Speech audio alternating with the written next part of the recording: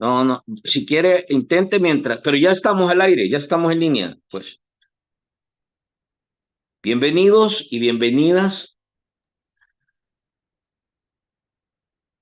Sábado 31 de agosto, 8 y 20. Listos para arrancar con una plática interesantísima. Quiero agradecerle al licenciado Antonio Durán, juez del Salvador, por hacer espacio y conversar con nosotros esta noche. Vamos a abordar un tema que ha sido sobre todo por lo menos en los últimos 2 meses o 3 meses, ha tomado o ha tornado un tono totalmente distinto. Vamos a hablar de derechos humanos, vamos a hablar sobre el tema torturas y vamos a hablar sobre esta agenda que organizaciones sociales y víctimas, eh, hasta hoy inocentes del régimen, han iniciado procesos de denuncia formales ante las instancias correspondientes para poder señalar este tipo de procesos. Y por supuesto, en el centro vamos a conversar sobre el último informe que ha presentado el Comisionado para la Defensa de los Derechos Humanos y libertad o acceso a la información, el colombiano André Guzmán. Quiero darle la bienvenida, licenciado. Gracias por hacer espacio. Fin de semana debería estar descansando, pero qué bueno que nos regala para poder compartir con nuestra comunidad y tratar de orientar.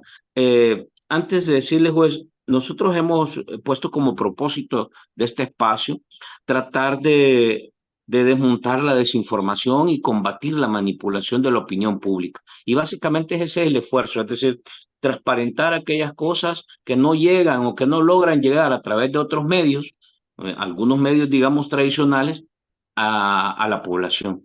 Y un poco ese es el ejercicio. Por eso la idea es orientar, informar y tratar de darle a conocer a partir de expertos o especialistas en temas concretos cómo se están viendo las cosas. Así que le agradezco, juez, el tiempo nuevamente. No, al contrario, muchas gracias Franklin por la oportunidad que me da de dirigirme a su audiencia. También siempre con la salvedad, ¿verdad? Con la advertencia por honestidad académica y profesional, que el enfoque, ¿verdad? Que se hace es desde la Constitución, desde las garantías constitucionales de los derechos humanos, desde esa perspectiva. Claro, sabemos que es un juez que está en funciones, tiene una serie de situaciones que la ley debe de respetarse, pero creemos que es importante este mecanismo de comunicación para explicar algunas cosas que técnicamente la gente puede mejorar, digamos, la manera en que las reflexiona. Pues, así de manera general, si le parece. En los últimos 2 meses, prácticamente, el tema de derechos humanos, señalamientos de torturas, denuncias, testimonios y una serie de aspectos han empezado a aparecer y están ya en la plataforma pública.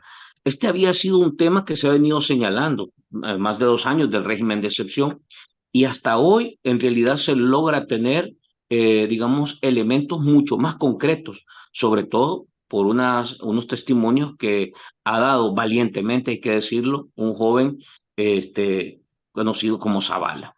Así en general, ¿cómo ve que va evolucionando este tema, juez? Mire, yo me recuerdo que para el 1 de mayo de 2022, eh, los informes señalaban que habían al menos 6 víctimas de tortura. Pues ya habían 6 al 1 de mayo, ¿verdad? De 2022, pues ya habían 6 personas fallecidas en las cárceles con indicios de tortura. Eso es lo que se manejaba desde las organizaciones de derechos humanos. Cristosal, Cristosal y Socorro Jurídico Humanitario, que son las que más se han involucrado en este tema específico. A esta fecha entiendo que ya se maneja la cifra de 311 personas. Estos casos no son sacados de la manga, ¿verdad? Son casos que se han documentado a partir de los testimonios, ¿verdad? De los familiares, de las, de las víctimas, de los fallecidos. Estamos hablando de fallecidos que sí, involucran no solamente hombres y mujeres adultos, sino además niños, niños que han nacido en prisión y que han estado en condiciones terribles, ¿verdad? Inhumanas. Entonces, toda esta situación que está documentada ya también es del conocimiento ya de algunos órganos de derechos humanos de Naciones Unidas. Y ujú, estos también ya le hicieron un llamado a El Salvador para que el régimen de excepción ya no continúe, ¿verdad? Porque ya a estas alturas ya no se justifica de ninguna manera el régimen de excepción, ¿verdad? ujú, Los mecanismos están, el uso del ejército, que también es inconstitucional, pues se ha hecho, se ha institucionalizado. Hay una presencia también territorial si es el enfoque, el combate a la delincuencia. Pero sabemos que también el régimen de excepción no ha sido destinado al combate, sobre todo al combate de las pandillas, porque así lo anunció el presidente, la guerra contra las pandillas y la guerra contra el crimen organizado. No se ha limitado a eso, porque también sobre la base del régimen de excepción se ha detenido a gente del movimiento social, a gente, representantes de los vendedores ambulantes, de defensores del medio ambiente, contra la ujú, minería metálica a cielo abierto.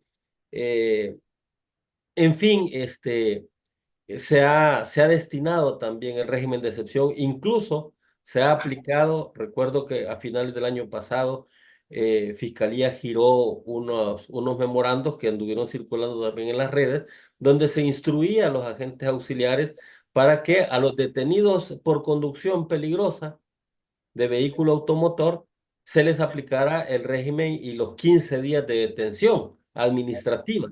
Entonces ha habido un exceso, un uso arbitrario sobre esta herramienta, que es una herramienta excepcional en la Constitución. Solo está habilitado para restaurar el orden social que se ha visto afectado a raíz de los supuestos que la Constitución señala. Ya a estas alturas, creo yo, al mes ya del régimen de excepción ya no se justificaba, ¿verdad? Pero se ha prolongado por más de 2 años, entiendo yo, son 28 o 29 meses ya de régimen de excepción y el sistema carcelario también que no ha respetado las reglas Mandela. El propio ujú, presidente instruyó a la gente del ejército y de la policía para que hicieran un uso excesivo de la fuerza necesaria, ¿verdad? Para el combate de... Y ahí es donde se han producido estos excesos, estos maltratos a la gente. Además, en el tema carcelario, ha instruido también que solo se les diera un tiempo de comida y que no se les iba a dar proteínas, sino que se les iba a dar, bueno, están ahí en las redes las indicaciones que lo hacía en forma de amenaza, pero que al final se han terminado cumpliendo y vemos que estas personas cuando salen al- a- por razones de salud, ¿verdad? Se les ve que van a unidades de salud o a hospitales, van en condiciones famélicas, tremendas, en condiciones casi cadavéricas, como que era gente parecida a la gente que estaban en los campos de prisiones de Auschwitz. O sea, ujú, esas imágenes recuerdan a estas personas pues que son víctimas del régimen de excepción porque no se cumple con las reglas Mandela. Recordemos que Nelson Mandela fue un luchador social, un abogado sudafricano que luchó contra el apartheid y estuvo preso bastante tiempo. No me recuerdo exactamente si fueron 12 o 20 años que él fue condenado y estuvo en prisión y al salir de prisión, pues siempre mantuvo su activismo en contra del apartheid y en favor de los derechos humanos, contra la segregación racial y terminó siendo presidente de Sudáfrica. Entonces, es un personaje también importante y a partir de la situación que él vivió y que él denunció, Naciones Unidas sacó un documento que es las reglas para el tratamiento de reclusos. Pues esas ujú. reglas no se están cumpliendo. No se están ujú, cumpliendo esas reglas para el tratamiento de reclusos, eh, y se puede ver. Entonces, la situación de los fallecidos en las cárceles es una situación que ya es de conocimiento de órganos de Naciones Unidas. Estos informes que ha emitido Cristosal y que también ha documentado Socorro Jurídico Humanitario, pues se han elevado, ¿verdad?, a otras instancias. Y ese es el panorama ahora, ¿verdad?, en el que estos órganos ujú, de Naciones Unidas le han solicitado al gobierno, ¿verdad?, de manera muy respetuosa, porque recordemos que aquí la diplomacia va primero, ¿verdad? Ha solicitado que ya no se continúe más con el régimen de excepción, precisamente ujú, por estos excesos que se han denunciado. Están documentados los casos. Entonces, eh, por ahí va el tema de la evolución. Y estos casos obviamente no deben quedar en la impunidad, Franklin.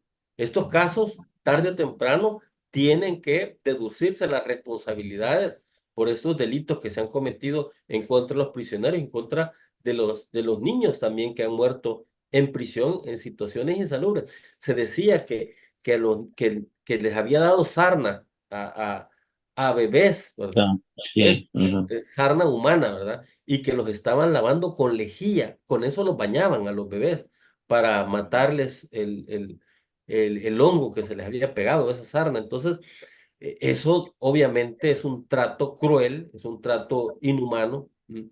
Y las condiciones en las que mantienen a la gente también son degradantes. Y por eso hay un convenio de Naciones Unidas, un convenio contra la tortura y otros tratos crueles, ujú, inhumanos y degradantes vigentes a nivel mundial, a nivel universal, desde 1988. Es ujú. decir, y todo esto vincula a El Salvador, porque El Salvador forma parte también del concierto de Naciones Unidas. Ok. Pues sobre todo lo que se ha dicho en los últimos días, yo tengo algunos cortos, tanto de algunos testimonios como del comisionado para los derechos humanos, el colombiano, que quisiera que me reaccionara. Pero son tres temas los que quisiera explorar de todo lo que se ha dicho. Y en este caso, el primero quiero preguntárselo a partir de los últimos movimientos que se dieron. Yo quiero preguntarle sobre las cartas de libertad que en teoría existen, pero no liberan a los presos. El segundo tema que quisiera que pudiéramos conversar es el tema de los fallecidos bajo la custodia del Estado. ¿Qué pasa ahí? Y lo tercero, el tema de torturas. Entonces, en el caso este, el primer tema que le menciono, pues, se conoció la petición por parte de un organismo de derechos humanos que se transitó a través de la Embajada de Estados Unidos, una petición para conocer cuántos en realidad reos tenían ya carta de libertad. Hubo un cruce de notas, aparentemente desde la Corte Suprema de Justicia llegaron aquí, pero al final el tema se paralizó a medio camino y no hubo tal informe. ¿Podría decirnos si hay alguna información qué pasó ahí, por qué se detuvo? Eh, ¿En realidad no existe la información o es que en realidad no se quiere dar a conocer? No sé si qué pudiera comentarnos. Pues. Mire, lo real es que en los tribunales, en todos los tribunales, se recibió una comunicación de Secretaría General de la Corte donde se nos solicitaba a todos los jueces rindiéramos un informe sobre las órdenes de libertad que no se han cumplido. Entonces, inmediatamente, ¿verdad? Ante este tipo de solicitudes que hacen los superiores, pues lo que corresponde hacer es rendir esos informes. Se empezó a trabajar, a identificar los casos de órdenes de libertad pendientes de ejecución. Eso fue viernes, digamos, el día lunes. A primera hora se estaba recibiendo la comunicación fechada con viernes que esa solicitud quedaba sin efecto, que había sido un error y que era el presidente de la Corte quien iba a rendir ese informe. Nada más, eso es lo que ha ocurrido. Luego, eso es lo objetivo, digamos. Uno puede entrar al ámbito especulativo. ¿Qué es lo que pasó? ¿Y por qué dieron una orden y luego una contraorden? Una orden de que rindiéramos informes y luego una contraorden que ya no. Uno puede entrar al ámbito de la especulación, pero lo cierto es que hubo una comunicación de la misma secretaria de la Corte, en el que se nos indicaba que ya no era necesario rendir ese informe. Pero no tenemos una cifra oficial.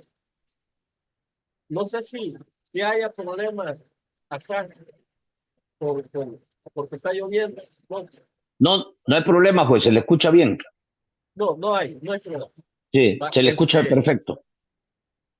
Entonces, no tenemos una cifra oficial, digamos, o un dato certero de Ujú, cuántas órdenes de libertad están pendientes de ejecución. Lo que sí es que existen. Y lo que sí es que uno también puede escuchar a los litigantes que se quejan con uno que tienen órdenes de libertad sin ejecutar.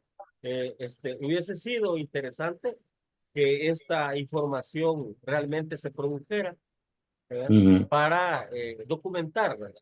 De todos los tribunales, cuántas órdenes de libertad hay pendientes de ejecución. Y obviamente que aquí hay dos delitos. Eso le iba a Una preguntar. desobediencia, una desobediencia de la autoridad del poder de libertad, y en la otra, la privación de libertad. La privación de libertad sobre los reos sobre los que se ha ordenado orden de libertad y que entendamos, no existe otra causa pendiente por otra autoridad en la que esté a la orden el reo, ¿verdad? Sino que solo por el juez.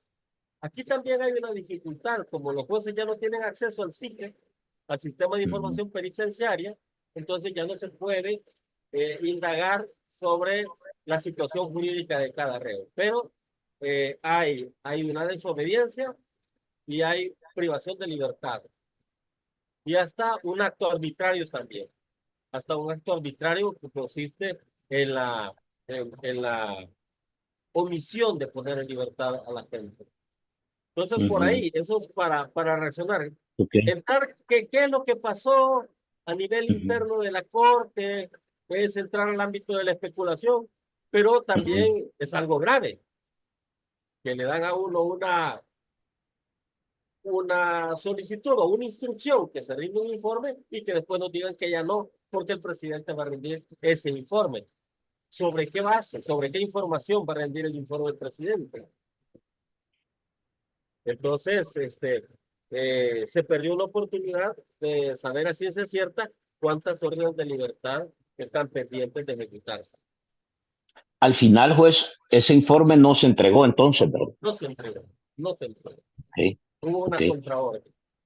Y eso, juez, digamos, en materia de la, de la relación o de la institución que solicita o demanda y el que debe entregar esa información, eso genera algún tipo de situación intrainstitucional o interinstitucional entre dos instancias que trabajan en ese tema, o simple y sencillamente es un tema administrativo que si no tengo ganas de hacerlo, no lo hago y no pasa nada. No, la verdad es un asunto grave y era un asunto inédito. Para Ajá. mí, en mis 26 años como juez, es la primera vez que un director de centros penales y que un sistema carcelario se niega a cumplir las órdenes de libertad.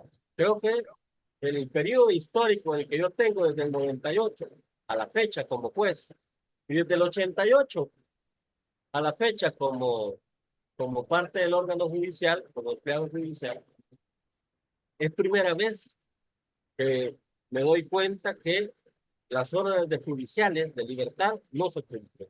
Pero esto es algo inédito. Ahora, es un asunto grave, sí, pero hay que entender el contexto en el que estamos viviendo. Sí. Estamos viviendo en una dictadura donde no hay independencia ni separación de poderes, Mm, donde el judicial está sometido con miedo, está sumiso a los dictámenes del Ejecutivo, así que hay que entender ese contexto también, ¿verdad? sí, Que sí, sí sí. es algo alarmante, sí, que sí es algo que nos debería de, no solo de preocupar, sino de indignar, ¿verdad? Sí, Sí. ¿verdad? Pero hay que entender también que esto es parte de la indignación generalizada por la ruptura del Estado de Derecho, ¿verdad? Ujú, Que ujú, en todo esto de la dictadura y la reelección presidencial y el uso del ejército Todas estas, las reservas, tanta arbitrariedad que hay, tanta ilegalidad, tanta inconstitucionalidad que se ha Ujú. producido que es pasmoso esto, tanta aberración que hay en la práctica en la que el poder, la política, ha sometido al derecho. Y el derecho, pues, Ok. está en función del poder político. Está claro el punto. A los que se van conectando, pedirles que nos regalen su like, que compartan, que por supuesto, si tienen alguna consulta, duda, reflexión importante sobre el tema, nos las hagan llegar al final de la plática con el licenciado, con el juez Durán.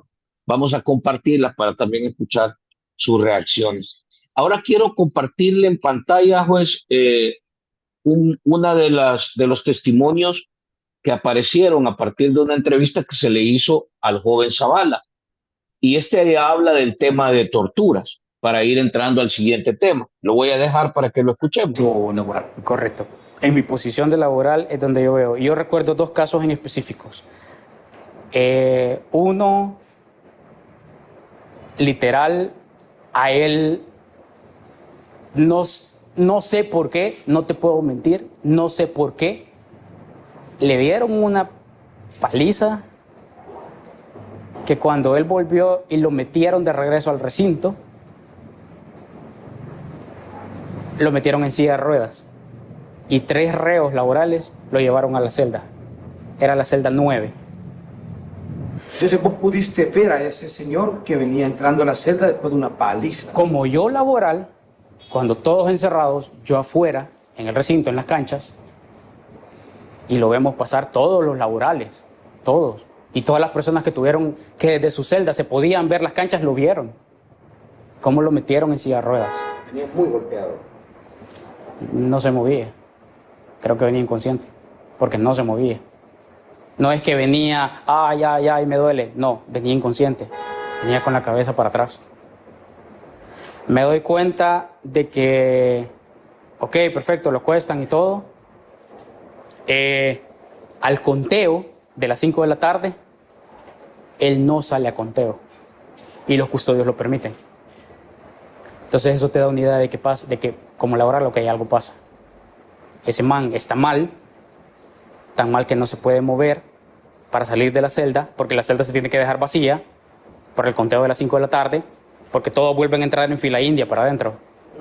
Se cierra la puerta y pum, hoy sí ya te quedaste encerrado hasta el día siguiente. Pero a él le permitieron no salir. Resulta que al día siguiente, cuando íbamos a salir, porque hay una celda solo para laborales. Porque obviamente no pueden andar abriendo solo, anda a abrir la 15, ahí hay 3 laborales, anda a abrir la 21, ahí hay otros 5. No, mete a todos los laborales en una celda y esa celda abrirla primero para que todos comiencen con la logística. ¿Ok? Antes de abrirles a todos los demás. Ok, perfecto. Entonces, cuando nosotros nos abren primero, nos dicen, hay un problema, vengan. La celda 9, 10, 11, 12 no se abre. La celda de enfrente, 17, 18, no se abren. Supuestamente un caso de hepatitis. No era un caso de hepatitis. El tipo entró y en la tarde tenía fiebre, durmió con fiebre. Y en la mañana a las 6 no se le volvió, no se levantó, no pasó de ahí. A saber en qué punto en la madrugada murió. Te registraron esa muerte. Le dijeron, acaba de morir el interno tal de tal celda. Le pusieron la sábana, sacan la bolsa y dicen, vaya, la celda 9 va a quedar encerrada por sospecha de hepatitis. Vaya, pues, en realidad es tremendo ese testimonio. Es un poco largo, pero cuenta un relato bastante claro. No sé cómo ve eso, pues. Pues, mire, no, realmente muy valiente el, el, el señor Zavala, ¿verdad? Fidel Zavala, Zavala se llama el joven.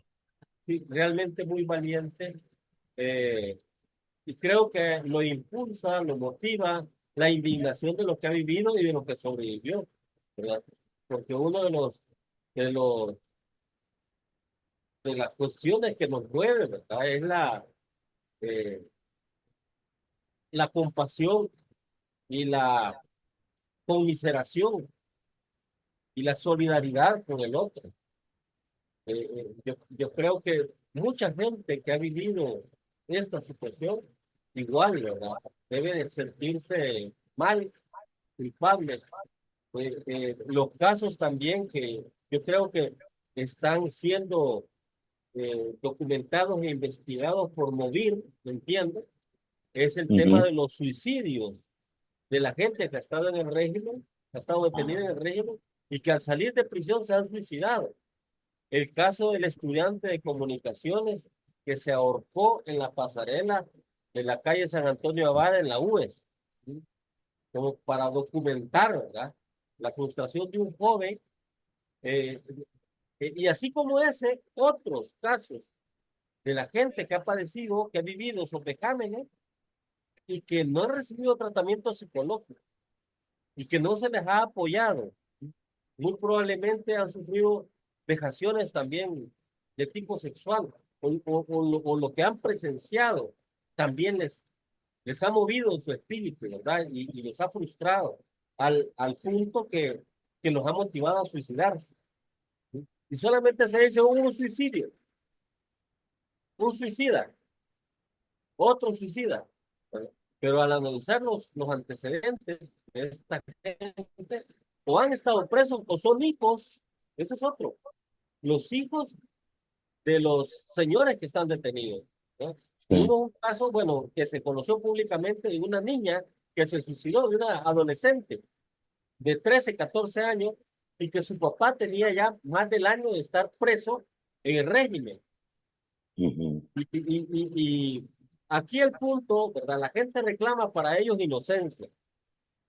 Y aquí el punto es que con independencia de la gravedad de los hechos que se le atribuyen a la gente, y con independencia del nivel de peligrosidad que esta gente tiene, toda persona tiene derecho al respeto a su dignidad humana, al respeto a la integridad física y psíquica. Todas las personas. Y no hay ninguna razón que justifique el castigo o el maltrato que sufre una persona privada de libertad, porque el castigo, en el sistema penal, el castigo es la privación de libertad. No se Ujú. priva de la libertad a la gente para ser castigado adentro de la prisión. Ese es un error. El castigo es la privación de libertad, pero estando preso se le deben garantizar ciertas condiciones de vida mínimo, porque lo que se le priva a la gente es su derecho de libertad, ¿verdad? Pero con estos maltratos, bueno, la Convención de Naciones Unidas contra la tortura y otros tratos crueles, inhumanos y degradantes señalan que la tortura es cualquier castigo físico o psicológico, ¿verdad?, que se hace contra una persona, ya sea para obtener información o como castigo Ujú. por alguna acción. Entonces, realmente lo que narra este testigo, lo que han narrado otras personas que han sobrevivido, al un periodista, me recuerdo también, Sí. que declaraciones públicas que han presenciado, que han sacado arrastras, ¿ah?, gente muerta, gente sin vida o gente en condiciones tremendas, ¿no? Todo eso se tiene no solo que documentar, sino que en su momento se deben perseguir esos crímenes, porque esos son crímenes graves, realmente, Franklin, los que Sí. se esperaba que ya no volvieran a ocurrir en El Salvador. Y el régimen de excepción no es excusa, el régimen de excepción no habilita esos excesos, el régimen de excepción lo único que hace es señalar la suspensión de ciertas garantías constitucionales, el incremento de la detención administrativa a 15 días, pero no justifica de ninguna manera el maltrato, ¿sí?, el Ujú. maltrato, la tortura, el no darle de comer a la gente, el no darle de beber, el no darle servicios de asistencia médica, el no protegerlos de otros reos para cuando sufren violaciones. Ujú. Entonces, realmente hay una situación tremenda, ¿verdad? Las imágenes que tira el gobierno sobre la gente trabajando en talleres, esa es pura Ujú. publicidad. Obviamente es parte de la propaganda del gobierno, eh, este, que, que si bien es cierto, puede tener dentro de esos planes y proyectos esa cuestión, pero realmente no es la verdad de lo que está ocurriendo en las prisiones, de lo que ha ocurrido en las prisiones.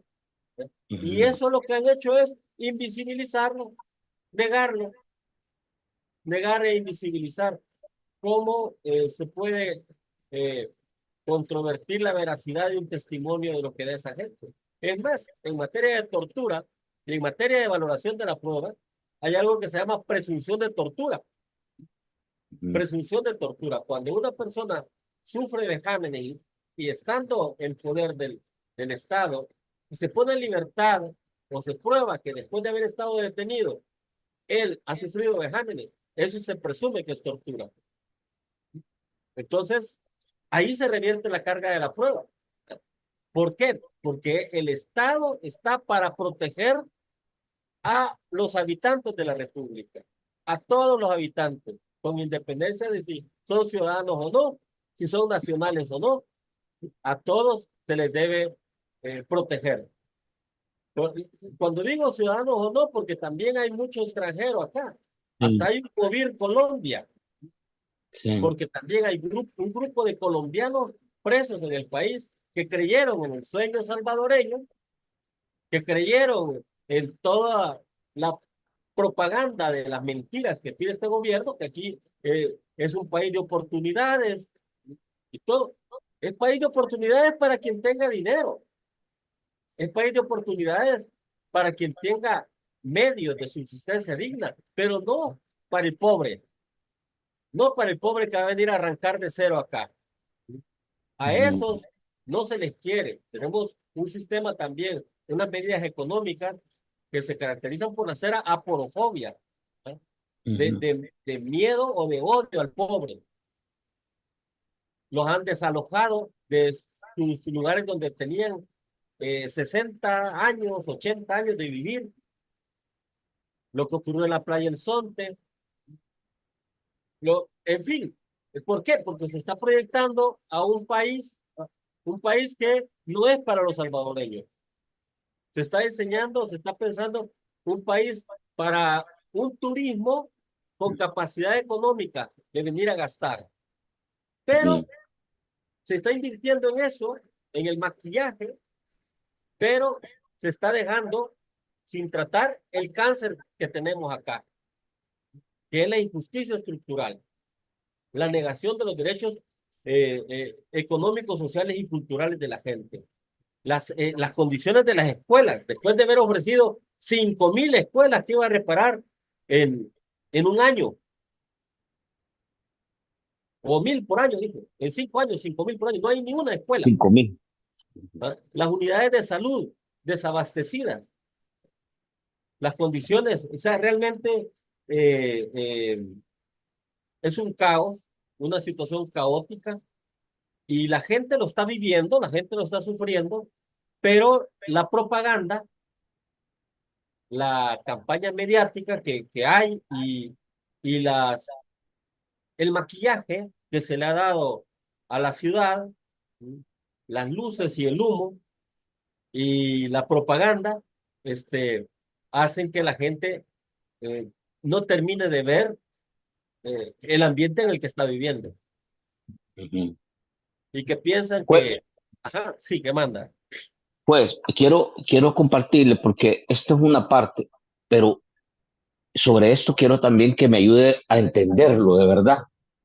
Y desde la parte jurídica, usted que ha estado tanto tiempo en el sistema de justicia, el comisionado dio una entrevista al FAR y quiero compartirle el espacio donde él habla precisamente. Uno puede decir que es como respuesta a lo que acabamos de escuchar del muchacho Fidel Zavala.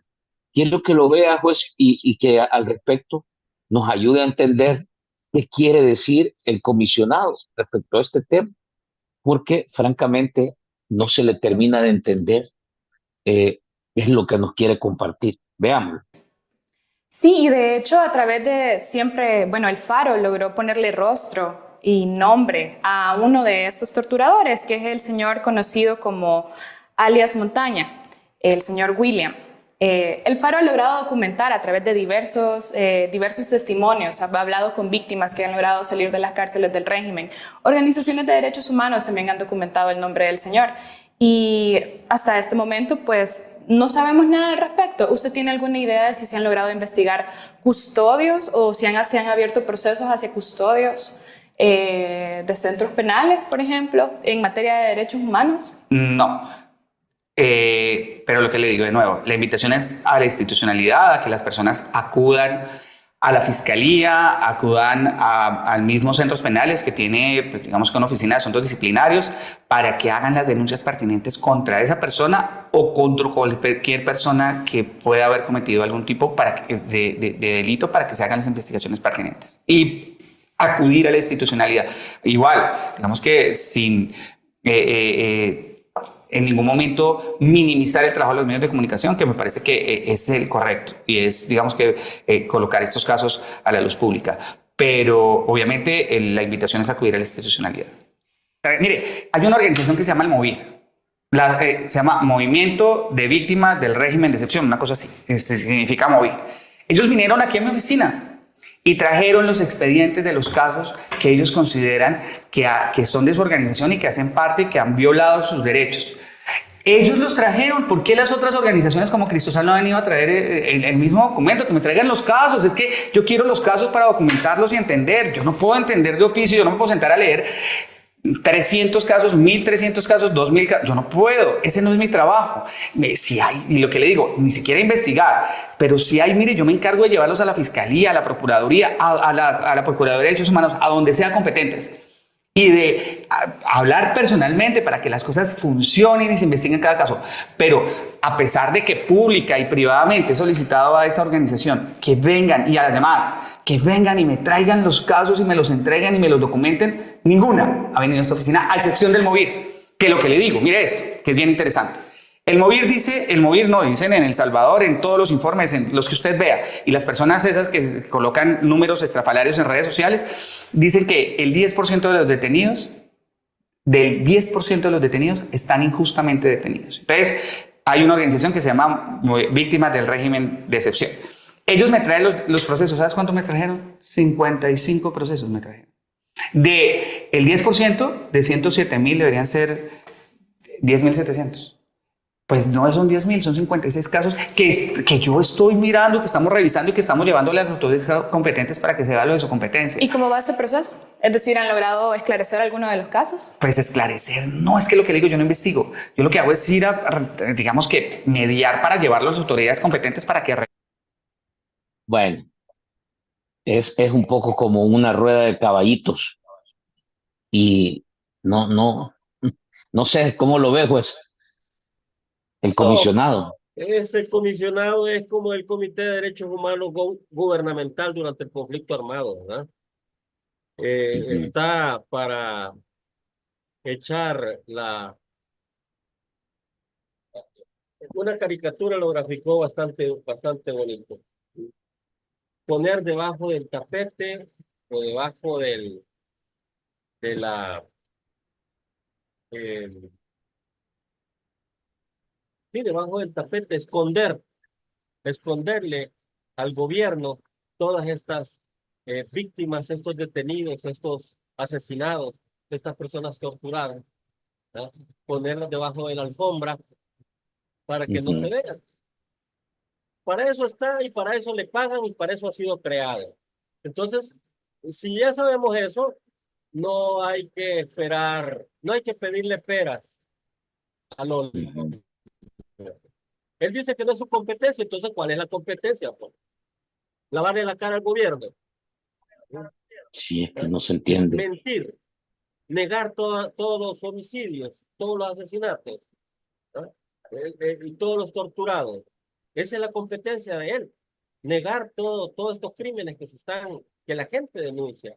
No que uno se los inventa, lo que ve en las redes, la gente que saca la cara y todavía hay una persecución contra los familiares que se atreven a denunciar. Entonces, ¿con qué cara quiere que le lleven esta información a él si después los detienen? Después detienen a los parientes que han tenido el valor de denunciar. Y a ellos los capturan también por agrupaciones ilícitas. Y lo único que han hecho es denunciar que su hijo, que es agricultor, que su hijo, que es empleado y que no es pandillero, ha estado detenido y lo único que le pide al gobierno es que lo ponga en libertad. ¡Pum! Después se sabe, detenido el papá, detenido la mamá por agrupación ilícita. Entonces, al denunciante también lo están deteniendo. Al denunciante de estas violaciones a los derechos humanos también lo están deteniendo. Entonces, ¿con qué libertad la gente va a denunciar esos crímenes? ¿Con qué libertad? Y no para eso es, si es una institución, ¿verdad?, que está creada para el tema de los derechos humanos, si esa es su competencia, entonces él tiene que hacer el trabajo. Pero bueno, por lo menos el Comité de Derechos Humanos Gubernamental durante el conflicto armado recibía alguna información, investigaba y se movía para poner en libertad a algunas personas, ¿no? Pero realmente sabemos que para qué está creada esa institución es sencillamente para eh, limpiarle el rostro al gobierno, para que se aparente que hay una preocupación o al menos que hay algún acto de diligencia del gobierno en el tema de la tutela de los derechos humanos, y así lo hemos visto intervenir en audiencias ante la Comisión Interamericana de Derechos Humanos. Ha intervenido a negar las cosas que aquí han ocurrido, ¿verdad? Y que la gente ha denunciado y que ha documentado. Entonces, realmente no esperemos nada, ni siquiera mucho, nada, no esperemos nada del papel, porque él no está contratado para eso, ¿verdad? Más bien, y pide que se vaya a la fiscalía, y a la fiscalía para que se va a ir. Servirá tal vez para que se hagan constar las denuncias, pero no esperemos que la fiscalía actual va a investigar esos hechos y va a detener a los torturadores o a los señalados por tortura, ¿eh? Va a detener a los que no cumplen las órdenes de libertad y privan de libertad a los otros, a los responsables de los asesinatos y de las muertes. Y ojo que con esto también hay una responsabilidad para aquellos que están dando constancias o estableciendo la causa de la muerte de manera falsa, para los médicos que hacen constar neumonías que no existen, COVID que no existe, y que a la gente la han devuelto en pedazos, ¿no? Un colega se sinceró conmigo y me dijo: "Mira, jamás había llorado yo por un caso". Devolvieron en una caja herméticamente sellada el día ese día lo iban a velar, cuando recibieron la caja, pero durante la vela la mamá pidió que abrieron la caja y el cuerpo estaba cortado, me dice, en 7 pedazos. Uf. Entonces, esas cosas están ocurriendo. ¿Sí? Esas cosas están ocurriendo y realmente son testimonios dramáticos, ¿verdad? Y uno cómo va a desconfiar del colega. ¿Sí? Sí, Lo que pasa es que tiene increíble. miedo de irse a las instancias y de denunciar, porque entonces se van presos ellos también. Sí. No, Juez, realmente. quiero leerle un par de comentarios de la gente que nos está escribiendo. Primero, le agradecen el tiempo, felicitan ahí, le mandan saludos, Gracias. pero hay una pregunta que quiero leérsela, la vi por acá. Bueno, hay uno dice que cómodo el tipo, él no se quiere mover para hacer su trabajo, pero el que sigan las violaciones de derechos humanos en El Salvador parece que no le interesa. Eh, Eso no es hacer trabajo, dice. Entonces, ¿cuál es su trabajo? ¿Cuál es el trabajo de este comisionado? Pareciera que está para adular al presidente nada más. Dice, este es el que le quería leer, a ver si me hace una reflexión, pues. ¿Qué hace un colombiano dirigiendo una institución que no le compete? Ujú. No sé. ¿Qué Sí, comentario tiene, pues? mire, eso ha sido, muy probablemente este señor tenga un buen currículo, digamos, en esa materia, pero yo creo que ser contratado para ir a ocultar los crímenes, para invisibilizar los crímenes, lavarle la cara a un gobierno extranjero, yo creo que eso también desdice mucho de su ética profesional, de su ética como profesional, porque obviamente si a mí me contratan, ¿verdad? Como abogado litigante, obviamente yo tendría, ¿verdad? que exponer, bueno, mi estrategia de litigación y qué puntos puedo aceptar y qué no, dentro de Ujú, límites éticos, igual en mi trabajo como juez, ¿verdad? En mi trabajo como juez, yo no permito ninguna injerencia de ningún tipo, ¿verdad? En las decisiones y los colegas lo saben, los colegas lo saben. Uno tiene que tener límites éticos y hacerlos valer también, hacerlos valer. Pero este, estar trabajando para, como le digo, invisibilizar, ocultar, negar la existencia de estos crímenes que los salvadoreños están denunciando, que las sí. familias de los salvadoreños están denunciando y van y se documentan. Cristosal no se inventa esas fotos. Cristosal no se inventa los reconocimientos médicos forenses. Cristosal no se inventa las entrevistas de la gente que ha recibido con nombre, apellido, su edad, su DUI, de los familiares de estas 311 personas que han fallecido a consecuencia de torturas. Porque los casos de muerte natural que ocurren, ¿verdad? Obviamente es lo que el gobierno dice, mire, es natural que se mueran los presos. Obviamente, sí, pero hay que ver la causa de la muerte y las condiciones que generaron esa causa de la muerte. Porque mantener a la gente en condiciones famélicas y que cuando se abren esas cajas parecen esqueletos, Ujú. cuerpos sin músculos, pieles pegadas a su esqueleto. ¿Sí? Y qué gracia puede ser para un familiar recibir a su pariente que esperaban en libertad, esperaban poderlo ver en libertad, entregando sus $300 mensuales, que también es un delito ahí, Sí. es un delito.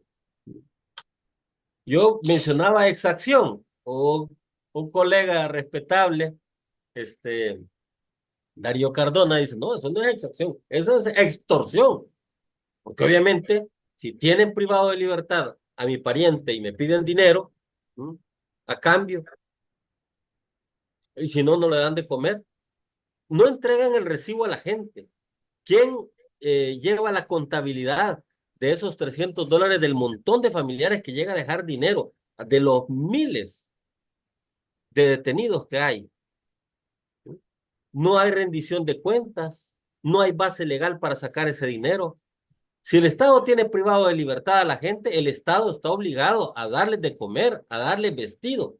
Tampoco Ujú. la gente está obligada a comprar ese paquete con los Crocs blancos y la calzoneta y la camiseta blanca y su jabón y todo. El Estado está obligado a suministrarle eso. No es responsabilidad de la familia del detenido. No es responsabilidad del detenido. Si lo ha privado de libertad, el Estado está obligado a suministrarle todas esos asuntos básicos, ¿sí? Para las condiciones en que va a estar y darle de comer y estar pendiente de su salud. Eso es lo que dice la regla Mandela y a eso nos referimos, ¿verdad? Que es parte Sí. también de las graves violaciones que se están dando actualmente. Pues hay un caso o hay un tema que retoma la periodista del periódico El Faro y le hace la pregunta. Esta me pareció en realidad importantísima porque me parece que es el centro del colapso que ha tenido digamos, esta técnica con el que el gobierno ha venido administrando esta enorme cantidad de capturas que le ha generado que el sistema se quede rebasado totalmente. Y quisiera que escuchara este último clip que le voy a poner, juez, para que me dé su valoración, su reacción, porque tiene que ver específicamente con este aspecto de que las instituciones ya no tienen capacidad y eso está generando de alguna manera esta cantidad de abusos, situaciones como torturas que ya no se ven, operaciones dentro de los custodios, ya no logran controlar todo esto. Entonces, quiero que escuche este video. Según su postura como comisionado de derechos humanos, ¿cómo se garantiza una defensa que responda a un mandato constitucional cuando en promedio cada defensor tiene que atender a 177 casos? Bueno, pues la verdad es que el trabajo que ellos tienen que hacer, que está englobado dentro del marco de las posibilidades que tienen, yo creo que los procuradores han demostrado, mire, el hecho de la revisión de más de 7.000, de 8.000 casos, de más de 8.000 casos, y de que esas personas hayan obtenido una medida sustitutiva es muestra de que los procuradores hacen su trabajo y que la mayoría de esas solicitudes o son hechas directamente por los procuradores o por los fiscales. Y eso es una muestra de que ellos sí hacen su trabajo y que el trabajo está muy bien hecho. Entonces, digamos que yo creo que hay que enaltecer el trabajo de los procuradores y que efectivamente faltan manos. Pero pues tenemos que ver los recursos que existen en cada una de las entidades y ver cómo, digamos, cómo se fluye. Yo la verdad, los números que usted me dice me los está diciendo, yo no tengo acceso a esta información en este instante para poderla ver, pero digamos que yo creo que el trabajo se tiene que medir estadísticamente más por sus resultados, y el resultado del trabajo de la Procuraduría es gigante, y es lo que le digo, ellos han pedido muchas más medidas, pero en efectivas, más de 8.000 personas que se han revisado sus casos y que se han dado medidas sustitutivas, además de todos los casos que se piden día a día. Entonces, pues yo creo que, digamos que han demostrado que son capaces de que el trabajo lo hacen muy bien, y efectivamente, pues digamos que hay que darle mayor relevancia y mayor capacidad al trabajo que tiene la Procuraduría. Ellos trabajan 24/7, tienen un call center gigantesco, trabajan en lo laboral, en lo penal. Bueno, digamos que el trabajo que hace es gigantesco la Procuraduría. Entonces, ¿usted cree que se le está garantizando el derecho a una defensa a cada persona cuando una persona tiene que revisar 177 casos? Sí, claro. ¿Cree que eso es humanamente posible? Sí. No sé, güey, ¿cómo lo ve eso? Pareciera que todo está bien en este país, o sea, es que eso es lo que uno sorprende. No sé si es cinismo o es que nosotros estamos viendo fantasmas en una situación que cada vez asusta más, pues no sé cómo lo vemos. Mire, El Salvador ya fue condenado por la Corte Interamericana de Derechos Humanos en el caso Agapito Ruano, ¿verdad? Que fue torturado. Él alegó que no se trataba de, de la persona que había realizado los hechos, sino que había sido su hermano. Pero nadie le escuchó, nadie le, le prestó atención a lo que él Ujú. decía. ¿Mm? Y todo se fue así como, bueno, vamos a la audiencia, aquí vienen el montón de detenidos, los vamos a decretar detención a todos estos. Eh, la Corte Interamericana de Derechos Humanos señala que Agapito Ruano no gozó de una defensa efectiva, y ordenó, entre otras cosas, poner una placa en la entrada de la Procuraduría General de la República. Ahí está esa placa. Un poco un jalón de orejas para El Salvador, para que El Salvador, porque aquí hay un principio de responsabilidad colectiva. Es el Estado el Sí. condenado. Es el Estado el condenado. Pero el punto es porque no gozó de una defensa adecuada. De una defensa adecuada. Entonces, los casos que estamos viviendo, que estamos teniendo en El Salvador, ¿verdad? Con esas detenciones provisionales que exceden ya los 2 años para mucha gente. ¿Mm? Sí es cierto que han funcionado las revisiones de medidas cautelares, pero los procesos siguen. Yo, de verdad que Creo que esto también se le ha desbordado al gobierno. Esa idea de hacer juicios masivos de 900 imputados va a agotar no solo al personal fiscal y a los defensores, sino también al sistema judicial. Y por eso es que están cerrando plazas de tribunales y están creando Ujú. nuevas, ¿verdad? Si usted ve la tendencia, se han incrementado los números de los tribunales especializados. Sí. Hay una idea que de hace años se ha venido trabajando con relación al mapa judicial. Hoy se está tratando de implementar, pero con la idea de concentrar los esfuerzos en la jurisdicción de crimen organizado, con todos los defectos y las limitaciones que que esta jurisdicción tiene y que es también el reto, ¿verdad? De no cometer injusticias, porque ese es el punto, ¿verdad? No cometer y no condenar a personas inocentes, sino que se establezca realmente la verdad de los hechos. Y ese es un enorme reto, insisto, creo que se ha desbordado la capacidad del Estado, tanto en el Ministerio Público, Fiscalía, Procuraduría General de la República y tribunales, para garantizarle el derecho de las personas a ser Ujú. juzgados en en un juicio rápido, en un juicio expedito y que se haga justicia pronta y eficaz. No es Ujú. suficiente que se resuelva rápido, sino que se resuelva también de manera correcta. Entonces, creo que viene un reto bastante fuerte. Ya se está viviendo en los tribunales eh, el fenómeno del burning out, ¿verdad? El síndrome del quemado, ¿sí? Ujú. Porque realmente hay audiencias, entiendo que ya hay instaladas algunas audiencias, audiencias preliminares, preliminares, y que se están llevando con centenares de personas. Entonces, eso realmente afecta, ¿verdad? Porque también eh, saca de circulación a fiscales y a defensores que tienen que estar ahí presentes en la concentración de ese debate. Entonces, creo que vamos también Sí. encaminados a otra posible condena con el tema judicial, con el tema judicial, porque se han dado abusos, se han dado excesos.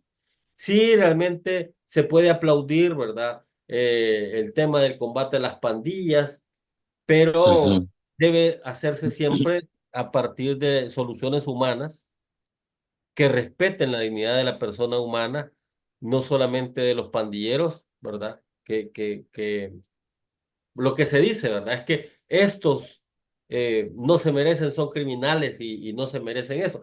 Pero lo irónico es que esta gente está bien. Cuando vemos las imágenes, están bien alimentados. ¿M? Los Ujú. que son de pandilla.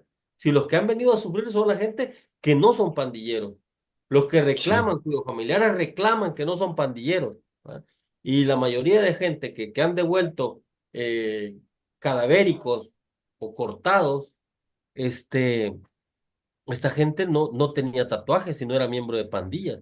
Sencillamente ha Ujú. habido un abuso, un exceso terrible de poder y ilimitado, ¿sí? Que ha violentado la dignidad de miles de salvadoreños.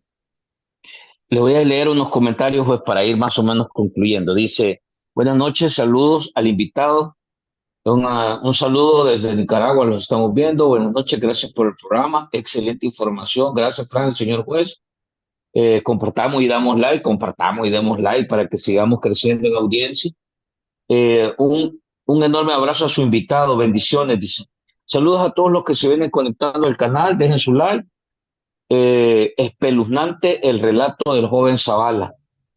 Y supongo que ha de haber cosas peores ahí, yo no sé, pero en realidad dentro de las cárceles de este gobierno y de Osiris Luna, yo lo viví en carne propia, dice, o sea, están pasando cosas ahí duras.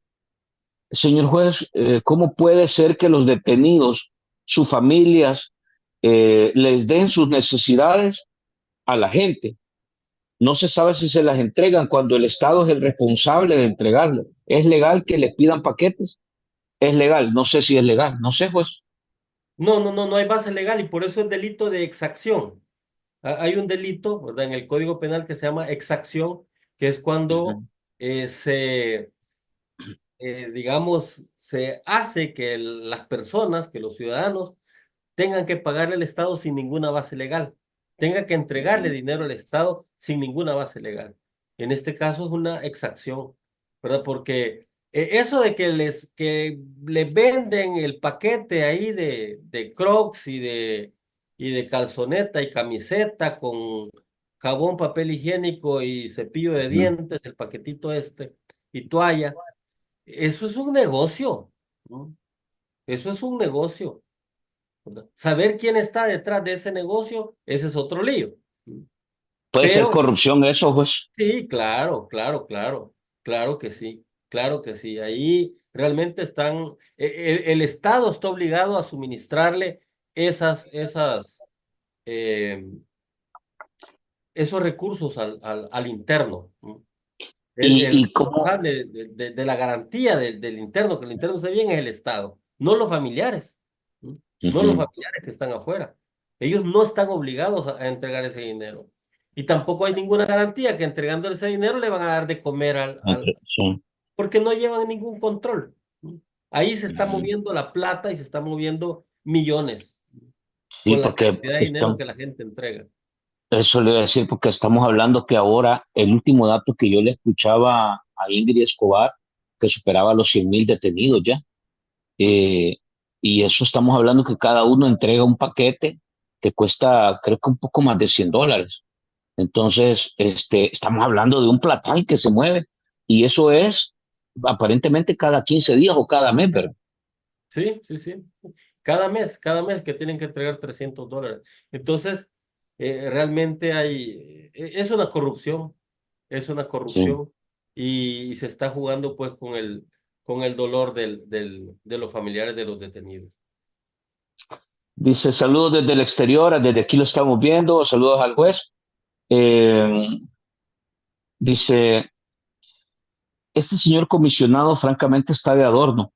¿Qué hace un colombiano? Ya lo decíamos, dinero fácil si vienen a ganar, dinero fácil si vienen a ganar los extranjeros a El Salvador, dice. ¿Ah? Porque al salvadoreño sí le toca charriata, o sea que aquí el salvadoreño, 3 de la mañana para ir a trabajar, termina en el bus, llega a las 10 de la noche a su casa y ahí no hay vuelta de hoja. Dice, ¿qué nos extraña si todos los asesores de Bukele son colombianos y venezolanos?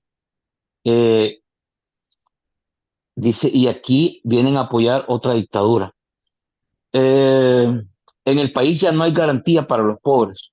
Es tanto así, ya no hay garantía aquí, o todavía se puede pensar en algún nivel de garantía. Este sistema de garantías, pues, francamente estamos ya a la deriva. No, recordemos, ¿verdad? Que ahorita no hay Estado de Derecho, no hay separación de poderes, no hay ante quién reclamar que se haga justicia. Y es más, está el montón de órdenes de libertad que no se cumplen por parte del Ejecutivo, ¿verdad? Del que se había pedido información y después se dijo que ya no era necesaria la información. Sí. Entonces, prácticamente en estas situaciones, lo que le queda al ciudadano es esperar concesiones del poder, un favor del poder, misericordia del poder. Y es lo que le gusta A a los ver, dictadores, que les pidan sí, misericordia, ¿ah? Porque su mire, pues, ego, su narcisismo, ¿verdad? Les hace sentir bien que la gente les está pidiendo justicia. sí, Y la pero gente es no, cierto, pues. Sí, es mande. cierto, yo le quiero decir que es normal ahora ver en las redes sociales que alguien le pone, señor presidente, ayúdenos, mire, no tenemos comida o la casa se me cayó o aquí no tenemos energía o aquí no viene el agua o en materia de justicia también. Pero prácticamente esto se ha convertido en una especie de que el ciudadano está mendigando eh, Eso es lo lo que que el pasa. Estado debería de darle, porque es obligación del Estado. Digamos, ellos no son reyes, no son dioses o semidioses, ¿verdad? Que tendríamos que orar todas las noches para ver si nos llega la bendición. de que se acuerden de nosotros. No, lo Ellos son terrible es que se empleados del creen. pueblo. Lo Ah, terrible es que ellos se creen dioses, ¿no? Se creen ujú, inmortales, se creen impunes y se creen sobre la Constitución y sobre las leyes. Y lo han ujú, demostrado, ¿no? Que ellos están por encima de la Constitución y por encima de la ley. Entonces, ellos se creen realmente seres divinos, ¿verdad? Seres mesiánicos, ¿verdad? Que son el instrumento de Dios y que su abuela nació en Belén. O sea, ese tipo es de cierto. juego, ¿verdad? Ujú, ujú, Nuestra gente es muy crédula, ¿verdad? Nuestra gente hay que respetar pues también esa fe, pero no hay que manipularlo. No, ujú. no hay que manipularlo, hay que respetar, ¿verdad? Los ámbitos de libertad religiosa, pero esa ya es una perversión, ¿verdad? Que va enfocado, encaminada a endiosar a la figura que, que es muy parecida a los reyes absolutos previos a la Ujú, Revolución Francesa. ¿M? Y que ahora es una especie de despotismo ilustrado, porque aunque los órganos existan, formalmente, materialmente, no hay separación de poderes. La Asamblea Legislativa hace lo que Casa sí, Presidencial diga. Eh, clarísimo. la manipulación de las reglas electorales que se dieron y que la Sala de lo Constitucional había dicho un año antes de las elecciones no se pueden tocar las reglas electorales. No, lo hicieron a meses, a un mes, a 3 semanas, a 15 días, manipulando las reglas del juego electoral, ¿verdad? Para, obviamente, su beneficio y tener la enorme cantidad de votos que tuvieron, además del gran fraude electoral, ¿verdad? Que Ujú, con las papeletas esas sin doblar, con las papeletas manchadas con con plumones plumón. que traspasaban la papeleta y no con crayola, ¿no? Y contando, haciendo ahí es un fraude Ah, que creo que ni en la época bueno, en la época del PCN, de la década de los 70 y del PRU contra el PAR, allá en la década de los 60 se vivieron esas cosas, pero que se esperaba que a partir de los acuerdos de paz, no, El Salvador no fuese víctima mm, y testigo de un fraude electoral tal como se hizo. Entonces, no, es tremendo, es doloroso, ¿verdad? Pero bueno, ujú, es lo que hay. Lo importante, sí, creo yo, es reflexionar siempre, tener una actitud y un espíritu crítico, ¿verdad? Afianzarse de los valores, de los principios y de las reglas constitucionales y de derechos humanos para poder sobrevivir, porque de lo contrario, y no perder el entusiasmo, no perder la fe. ¿M? Yo les decía, como creo que ya se lo he comentado, ¿verdad? En una sí. reunión, compañeros jueces, mucho antes de estas coyunturas, yo le decía, no hay que perder la esperanza de estar peor de como estamos, ¿verdad? Y No, realmente creo que ajá, esta situación, el país ha tocado fondo en materia jurídica, en materia constitucional, ha tocado fondo y, y estamos viviendo una dictadura. A algunos colegas, a algunos conciudadanos no les gusta que yo me refiera al dictador como dictador, ¿verdad? Porque es presidente. No, no es presidente, ¿verdad? A partir de su reelección, ya ahí rompió las reglas del juego constitucional y él se ha puesto por encima de la Constitución y la ley. Y se puede argumentar, mire, pero es que el pueblo es el que lo ha querido. No, el pueblo también tiene límites. ¿M? La soberanía reside en el pueblo, dice el 86 de la Constitución, quien la ujú, ejerce dentro de los límites de esta Constitución. Entonces también la propia Constitución establece límites si no, no es una democracia al plebiscitaria, poder. es una Ujú, democracia constitucional, al propio pueblo, al propio poder constituyente, porque la regla de la prohibición de la reelección constitucional data de 1841. ¿M? Y ya lo han querido hacer, ¿verdad? Hay historiadores que lo han documentado. Don Héctor Lindo nos ha ilustrado sí, intentos de reelección en la época de la dictadura Meléndez Quiñones, ¿verdad? Con el doctor Alfonso Quiñones Molina, que se quiso reelegir, y Pío Romero Bosque se lo impidió. ¿M? Al abogado doctor Hermógenes Alvarado, que le escribe a Maximiliano Hernández Martínez, le dice, no procede la reelección, señor presidente. Ah, no, vamos a seguir. Y él le manda una carta, ¿verdad? Y le dice, le renuncio. Él era ministro, y le renunció, ¿verdad? porque él ya no podía continuar con el gobierno y con la pretensión de reelegirse. Y este señor igual, ¿verdad? Eh, Removió a los magistrados de la Sala de lo Constitucional, que le había puesto límites Ujú. durante la pandemia a los abusos que se dieron en la pandemia.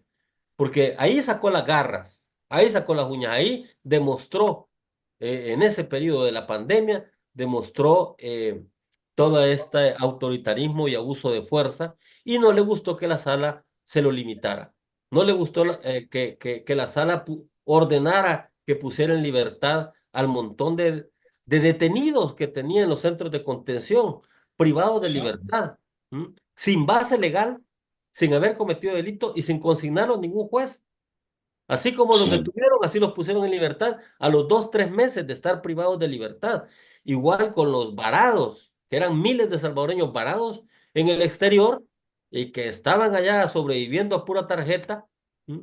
Ujú. eh, porque quedaron varados, se cerraron la frontera, la sala le ordenó que abrieran las fronteras y permitiera el ingreso de los varados. Entonces, esas acciones no le gustaron al presidente, ¿verdad? Igual el acuerdo ejecutivo que declaró el régimen de excepción a la suspensión de garantías constitucionales y que habilitó las compras directas. Es que todo esto ya en la pandemia lo venía anunciando, ¿verdad? Ujú. Eh, Después de la pandemia, ¿qué hace? Poner en reserva los gastos de la pandemia, poner en reserva los gastos del Ejecutivo, poner en reserva los gastos de Casa Presidencial. Eso es opacidad y esa Ujú. opacidad es signo de corrupción, de peculado, de malversación de fondos, lo que ha ocurrido con el Bitcoin. Sí, ¿Cuántos millones?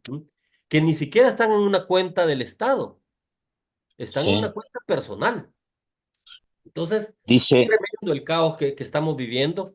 Va a sí. costar un poco reconstruir todo esto y tratar de que vuelva al orden constitucional.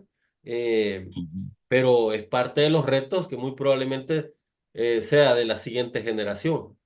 No sabemos Está cuánto va a jodido. durar esta dictadura.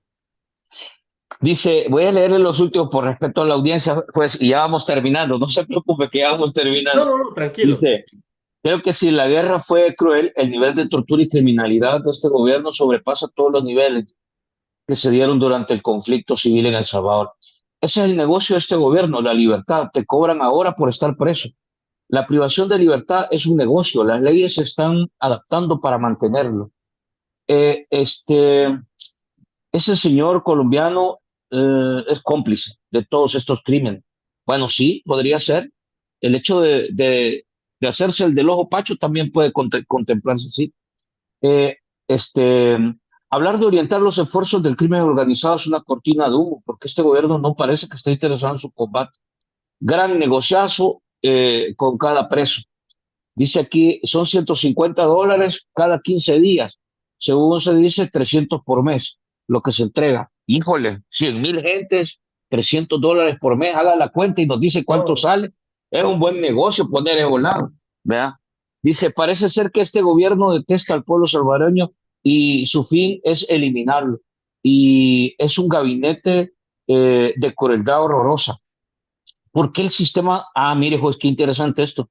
A ver, ¿por qué en el sistema judicial no hay un esfuerzo o un movimiento como para expresar que no están de acuerdo con este tipo de manejo que se están haciendo? ¿O existe ya un movimiento que exprese el malestar?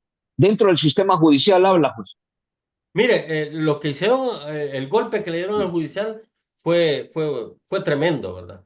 La remoción de Ujú, los magistrados de la Sala de lo Constitucional, la imposición de estos usurpadores, ¿verdad? Que usurpan las funciones constitucionales y la remoción de la tercera parte de los jueces mediante la reforma a la ley de la carrera judicial, que hizo remover, pues, a más de unos 300 jueces aproximadamente, ¿verdad? Que ujú, se vieron en la necesidad de irse, algunos de ellos sin indemnización, otros se acogieron, otros se quedaron en situación de disponibilidad, pero después ujú, los cesaron sin bono.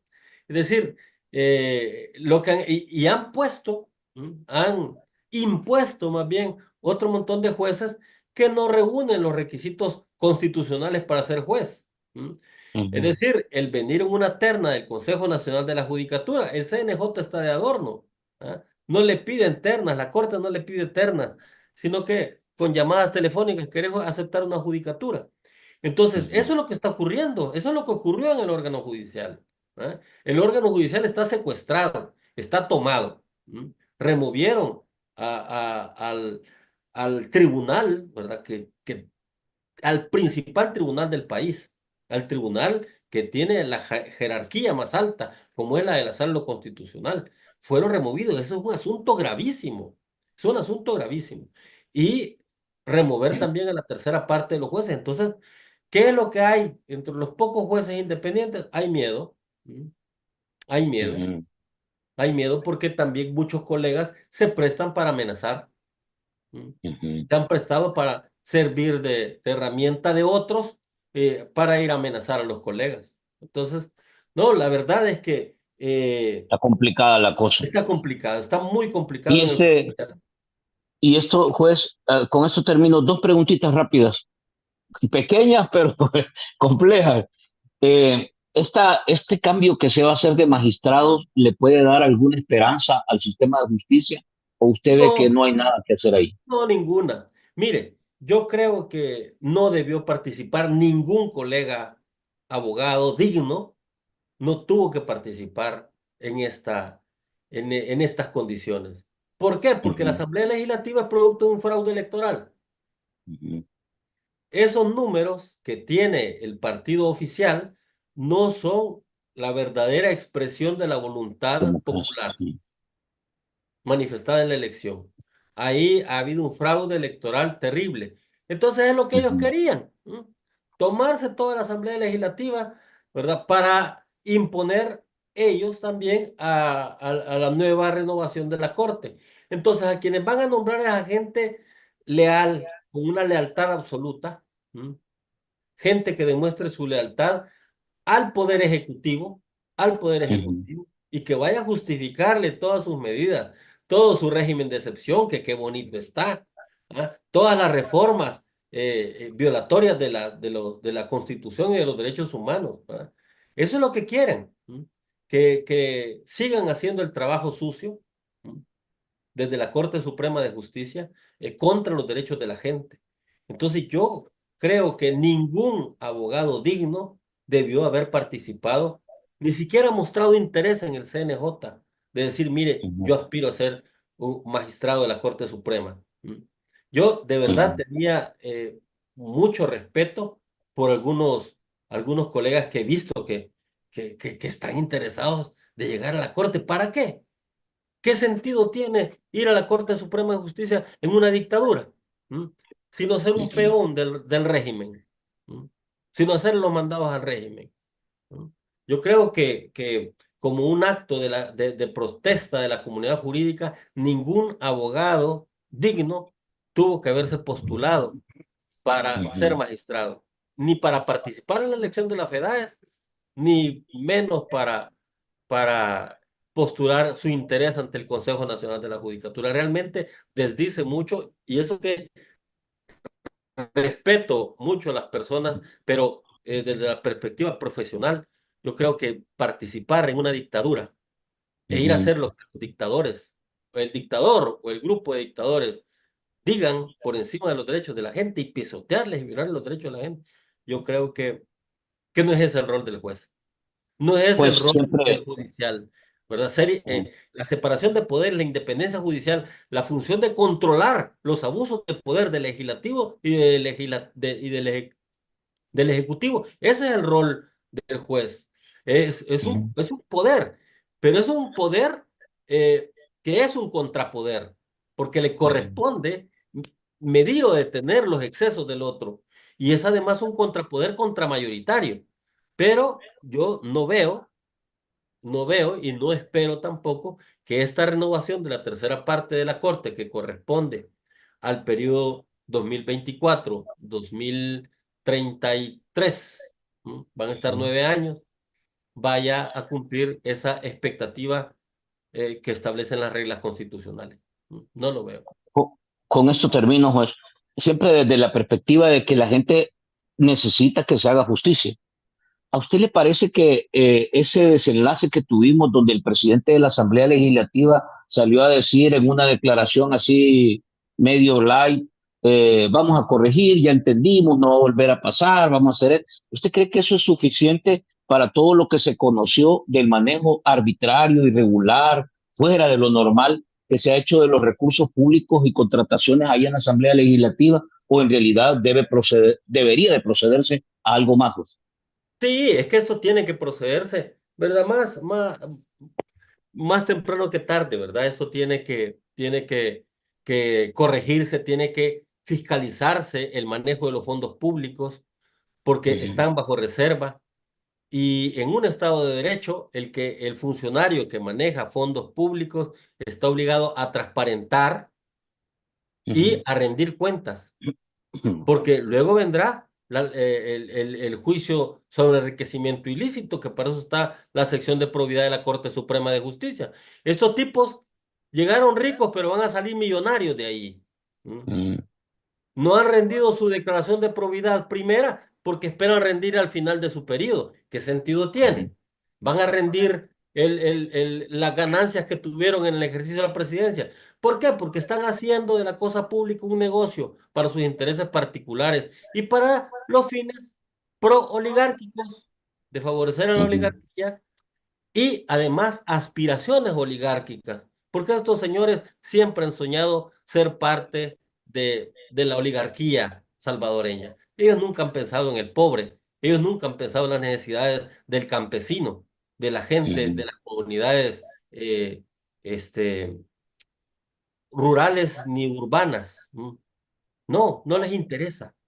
A ellos les interesa el voto, a ellos les interesa la manipulación, a ellos les interesa, para eso sí, ¿verdad? Para moverlos de allá y regalarles su camiseta para que vayan a apoyarlos a ellos. Eso es el único interés.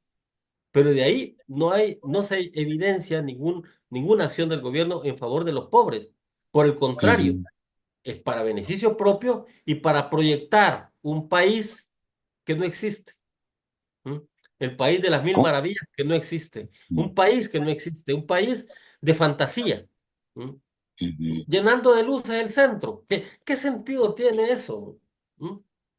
Con eso se llena la alacena de la gente, con las luces, ¿verdad? Que se puedan poner en la carretera o ahí, se le da de comer a la gente.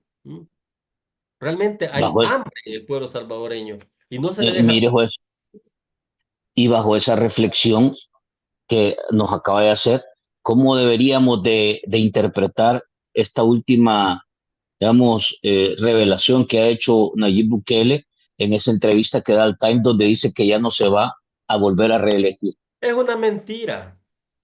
Esa es una mentira, ¿verdad? Él se va a volver a reelegir. No le conviene salir de la presidencia. No le conviene perder el poder. Porque si pierde el poder, todas estas cosas, todos estos crímenes van a salir a la luz. Las instituciones van a proceder y van a tener tarde o temprano que responder por estos crímenes los funcionarios actuales. Entonces Sí, no le conviene es ni a lógico. él, ni a su argolla, ni a los funcionarios que están, ¿verdad? Perder el poder. Van a seguir, eso es del diente al labio, así como lo dijo, que 80 veces puede ser presidente, pero no inmediatamente. No, aquí vamos para una reelección. Yo puse un tuit este día a propósito de Ajá. eso, ¿sí? Porque don Chema Méndez, el abogado, ¿verdad? José María Méndez, Sí, sí, sí. tenía un dicho, ¿verdad? Que lo retoma el doctor en este libro que se llama Con toga y sin birrete. En este libro publicado, dice don Alfredo Martínez Moreno, publica Con toga y sin birrete, y ahí cita unas palabras de don Chema Méndez padre, que dice: y con el respeto aquí para los políticos honestos, ¿verdad? Para los políticos que quieren hacer y ayudar a la gente. Pero Como dice el que le pique, que se rasque. exactamente, pero decía don Chema Méndez, un político no es un falsario, ni un embaucador, ni un servil, ni un oportunista. Un político es todas esas cosas juntas. Qué duro. Ajá. Pero tienes Entonces, razón. sí, eso es lo que, ¿qué hubiéramos esperado? ¿Qué se esperaba de la Totalmente. gente que confió en él? Esperaba de él un estadista que diera Sí. el ejemplo, primero, de mantener la armonía social y la paz social. Es el primer mandato en la Constitución del artículo 168.1. Al presidente de la República le corresponde velar por la armonía social. Déjenme ver si por aquí tengo una Constitución. Ujú, Mm, bueno, no la tengo, pero bueno, respetar la Constitución, y él es el sí. primero en violarla. Respetar la separación de poderes y la independencia judicial. ¿Qué le costaba cogobernar con la sala? Y es que eso es lo que no entienden, lo que no entiende la gente que aspira a estos cargos, que el gobierno no es solo el ejecutivo, el gobierno lo ejercen tres órganos fundamentales que se distribuyen roles y competencias. Y hay separación de poderes e independencia para que haya frenos y contrapesos entre eso, para evitar los abusos y los excesos. La separación de poderes, la independencia judicial y la revisión judicial de la ley son, creo yo, el ABC del constitucionalismo contemporáneo. Y eso no existe. Ujú, Eso no existe ya. ujú, Ni hay separación de poderes, ni hay independencia judicial y tampoco hay un rol de revisión judicial de los impuestos y de los usurpadores. No lo van a hacer porque los han puesto precisamente para hacer los designios de la dictadura, del régimen ujú. dictatorial.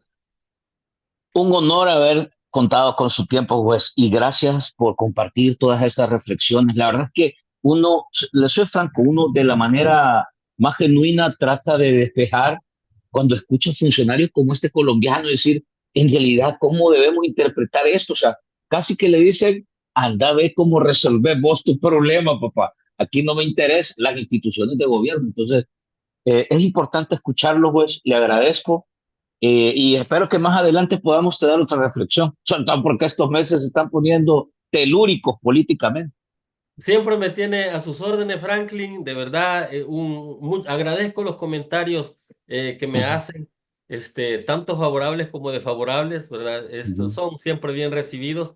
Este, y obviamente no todos podemos pensar igual, ¿verdad? Yo hice la advertencia al inicio, ¿verdad? Que mi visión es desde la Constitución, desde los derechos humanos y sobre todo desde el judicial, ¿verdad? ujú, Y también agradecerle porque sin proponérmelo, he sido la voz de los jueces, ¿verdad? ujú.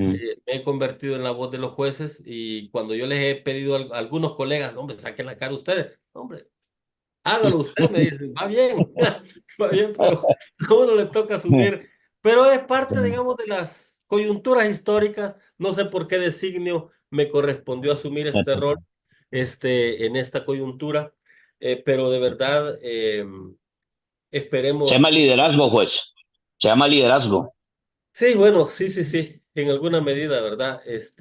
Y hay que seguir Van a adelante. marchar, van a marchar Sí, los por jueces el supuesto. 15, juez Durán. Sí, por supuesto. Ya no vamos en bloque, ya no vamos con Sí, nuestras mantas, porque siempre había, sí. ¿verdad? Fulana andaba ahí, Mengano andaba ahí, y siempre preguntaban, y fue fulana, y fue Perencejo, y el corre y Ujú, dile, ¿verdad? Lo sabían allá arriba, y venían después las medidas de represión contra los colegas, los regaños, los traslados.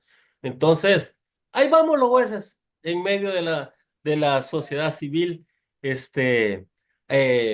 así que ahí nos vamos a ver el 15 de excelente, septiembre. Un excelente. abrazo, Bueno, Franklin, un saludos. abrazo nuevamente. Gracias, juez. Bueno. Y de verdad que ha sido una charla interesantísima. Vamos a, déjenme, permítanme, vamos a cerrar este programa. Miren, ¿qué toca? Ya ven, cada quien haciendo su parte. Los jueces valientes, haciendo su parte. Los TikTokers valientes haciendo su parte. Las comunidades valientes haciendo su parte. Todo mundo, los médicos, etcétera. Así va caminando esto. Así va encontrando esto un ritmo, un estilo poco a poco. Estas cosas, estos procesos sociales, sobre todo bajo un entorno político tan tóxico, tan negativo, tan pernicioso, no es fácil que la gente tenga, digamos, la fuerza y además la actitud desafiante de salir a exigir lo que de verdad le corresponde. Creo que estamos viendo comportamientos que se van uniendo, se van sumando. Eso es bueno. Eso es bueno para el país. Tener a un profesional, a un juez que nos ayude a conocer, a esclarecer, a despejar dudas sobre estos temas que son preocupantes. Más de 100,000 personas están detenidas. Muchos de ellos son inocentes y no tienen a nadie a quien preguntarle. Aunque sea y nos encuentran por ahí cuando van navegando por YouTube y dicen, mira, aquí está un juez hablando, vamos a escuchar qué dice. Ese es un aporte que se da. De verdad, pareciera insignificante, pero es tan valioso cuando uno no tiene posibilidades de accesar, porque todo es recurso. En este planeta, todo depende del Dios dinero. Si no tenemos dinero, estamos fritos. Cualquier situación nos puede caer y nos llevó la que no nos trajo. De verdad que yo creo que hay que seguir multiplicando esto y como les dije, hay que alzar la voz, hay que elevar el volumen, hay que incrementar el tono. Se van a poner más ariscos, más violentos, más represivos probablemente. Puedan haber algún nivel de consecuencias, pero si no se le mete el acelerador a esto, no se le pone un poquito más de presión, este tipo de funcionarios como el que acabamos de ver nosotros, este colombiano, van a seguir ahí ganando dinero, soplándoselo, peinando la gata, haciendo un papel tan mediocre y penoso que francamente al país no le sirve de nada. Y por eso es que debemos demandar. ¿Es justo que pidamos eso? Claro que sí. Necesitamos instituciones que velen por los derechos de la gente. Eso es lo que necesitamos hacer. Qué buena plática hemos tenido. Espero que les haya gustado el programa. Envíenos sus comentarios. Siempre les damos lectura. De verdad que le agradecemos al juez Durán. Esta semana que viene va a ser una semana muy buena. Mañana les dije que mañana vamos a compartir el programa. Es pregrabado ya en formato estreno de la charla que tuvimos con César Villalona, donde hablamos de los 10 grandes temas en donde se debería de estar invirtiendo el dinero.